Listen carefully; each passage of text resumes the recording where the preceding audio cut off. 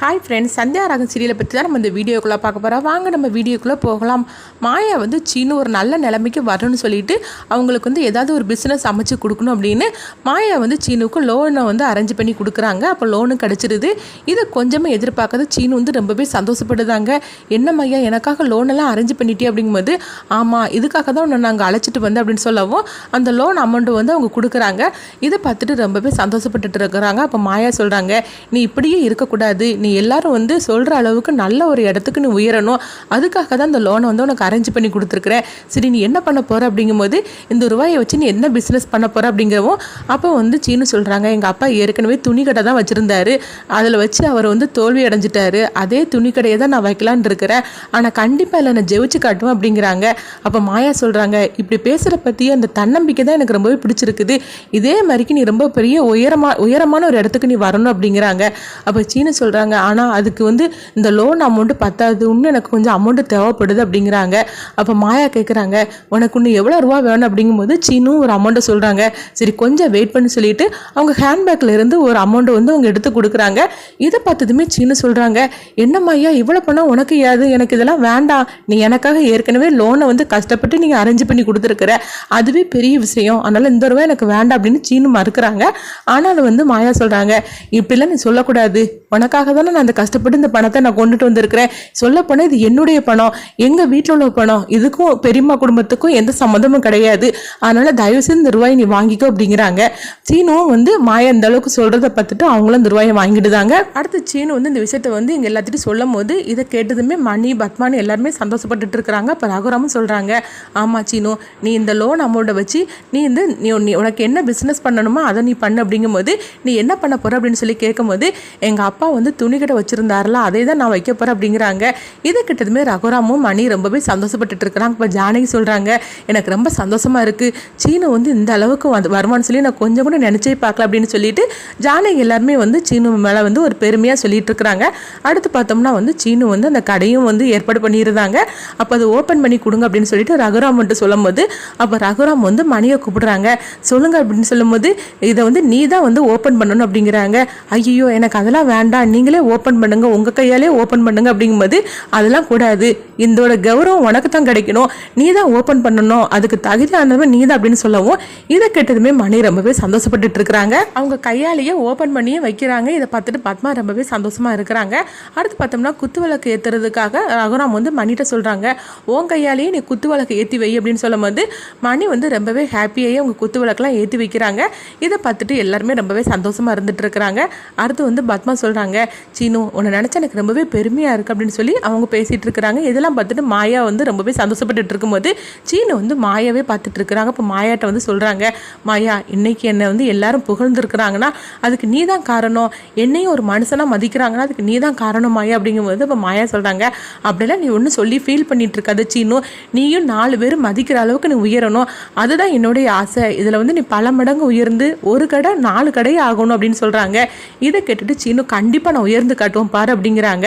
அப்போ வந்து சாரு வந்து தூரத்துலேருந்து இதெல்லாம் பார்த்துட்டு ரொம்பவே கோவத்தோடு இருந்துட்டு இருக்கிறாங்க. ஏற்கனவே மாயாவை கையில் பிடிக்க முடியாது, ஆனால் இன்னைக்கு வந்து சீனுக்கு இந்த அளவுக்கு எல்லாம் ஏற்பாடு பண்ணி கொடுத்துருக்குறான்னா இன்னும் வந்து மாயாவை எல்லாரும் தலையில் தூக்கி வச்சு ஆட போகிறாங்க அப்படின்னு சாரு வந்து ரொம்பவே கோவத்தோடு இருந்துட்டு இருக்கிறாங்க. அடுத்து பார்த்தோம்னா ரகுராம் வந்து ஒரு இடத்துல நின்று இருக்கும்போது அங்கே மணி வராங்க. அப்போ மணி வந்து ரகுராம்கிட்ட சொல்கிறாங்க, இன்னைக்கு வந்து என் பையன் இன்னைக்கு இந்த அளவுக்கு வந்திருக்கிறான்னா அதுக்கு முழு காரணமும் மாயா மட்டும்தான் அப்படிங்கிறாங்க. அப்போ ரகுராம் சொல்கிறாங்க, என்ன மணி சொல்கிற அப்படிங்கும்போது, ஆமாம் என் பையனை மனுஷனாக மாற்றினது வந்து மாயா தான், இன்னைக்கு வரைக்கும் அவனுக்கு வந்து எந்தவித அட்ரஸும் இல்லாமல் தான் இருந்துட்டு இருந்தான், நான் எப்படி பிஸ்னஸ் அமைச்சு நான் தோல்வி அடைஞ்சு இன்னைக்கு வந்து ஒரு ஃபெயிலியரான மனுஷனாக தான் நான் வாழ்ந்துக்கிட்டு இருக்கிறேன், அதே மாதிரி தான் என் பையனும் இருந்துட்டு இருக்கிறான், ஆனால் என் பையனை பற்றி நான் கூட வந்து இது வரைக்கும் அவனுக்கு ஒரு நல்ல வேலையை அமைச்சு கொடுக்கணும்னு சொல்லி நான் நினச்சது கிடையாது, ஆனால் மாயா அவனுக்கு நல்ல ஒரு பிஸ்னஸ் வச்சு அவனுக்கு ஏற்பாடு பண்ணி கொடுக்கணும்னு சொல்லிட்டு இன்னைக்கு இந்த லோனுக்கு எல்லாத்துக்குமே அவ தான் அரேஞ்ச் பண்ணி கொடுத்துருக்குறா, அதுக்காக நான் அவளுக்கு ஏதாவது கைமாறு செய்யணும் அப்படிங்கிறாங்க. அப்போ ரகுராம் கேட்குறாங்க, இப்போ நீ என்ன சொல்ல வர அப்படிங்கும்போது, மாயா மாதிரிக்கு ஒரு நல்ல மருமக எனக்கு கிடைச்சா நான் ரொம்பவே கொடுத்து வச்சிருக்கிறேன் அப்படிங்கிறாங்க. சீனுவுக்கும் மாயாவுக்கும் கல்யாணம் பண்ணி வைக்கலாம் அப்படின்னு சொல்லி எனக்கு தோணுது, இதை நான் உங்ககிட்ட சொல்கிறேன் அப்படின்னு சொல்லும் போது இதை கேட்டதுமே ரகுராம் வந்து எதுவுமே பேசாமல் அமைதியாக இருந்துட்டு இருக்கிறாங்க. அப்போ சாரு இதெல்லாம் கேட்டுக்கிட்டு அவங்க அதிர்ச்சி அடைகிறாங்க. அப்போ வந்து மணி சொல்கிறாங்க, நான் சொல்கிறத தயவு செய்து கேளுங்க, மாயாவை என் வீட்டுக்கு மருமகளை அனுப்பி வைங்க, சீனுவும் மாயா வந்து சந்தோஷமாக இருப்பாங்க அப்படிங்கிறாங்க. அப்போ ரகுராம் வந்து எதுவுமே சொல்லாமல் இருக்கிறனால நீங்கள் வந்து அமைதியாக இருக்கிறத பற்றிக்கு எனக்கு கொஞ்சம் கஷ்டமாக தான் இருக்குது. நீங்கள் எதை பற்றி யோசிக்கிறீங்கன்னு எனக்கு தெரியல. ஆனால் மாயா வந்து என் வீட்டுக்கு மருமகளாக வரணும். நீங்கள் தயவு செய்து நல்லா யோசித்து எனக்கு ஒரு நல்ல முடிவை சொல்லுங்க அப்படின்னு மணி அங்கேருந்து கிளம்பி போகிறாங்க. அப்போ ரகுராம் வந்து எதுவுமே பேசாமல் அமைதியாக இருந்துருந்தாங்க. அப்போ இதெல்லாம் பார்த்துட்டு சாரு பார்க்குறாங்க. என்னது இந்த மணி இந்த மாதிரிக்கு இவர்கிட்ட பேசிட்டு போகிறான், இவரும் எதுவுமே பதில் பேசாமல் இருக்கிறாரு.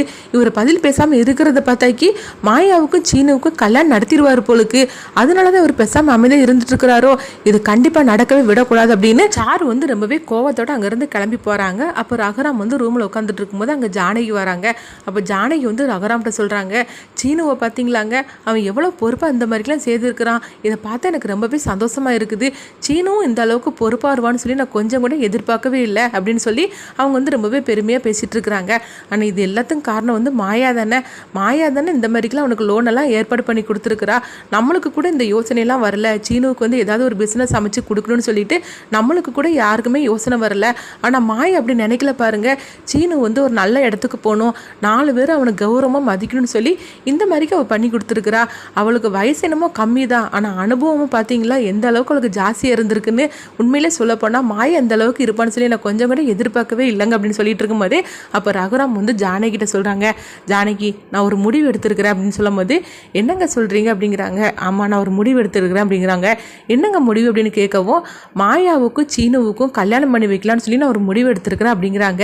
இது கிட்டதுமே ஜானகி அதிர்ச்சி அடைகிறாங்க. அதே நேரம் அவங்க சந்தோஷமும் பட ஆரம்பிச்சிருந்தாங்க.